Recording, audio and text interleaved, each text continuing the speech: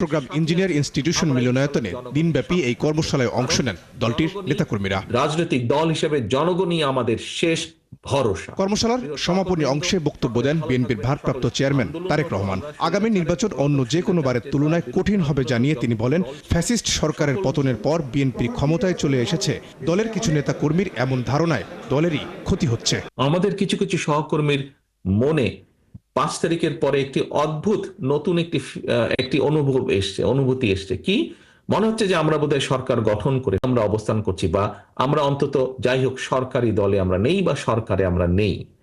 আমাদের যে সকল সহকর্মী এরকম ভুল উপলব্ধি করছেন, তাদের বিভিন্ন আচরণের জন্য বিভিন্নভাবে বিভিন্ন জায়গায় দল ক্ষতিগ্রস্ত হচ্ছে, দলের ইমেজ ক্ষতিগ্রস্ত হচ্ছে।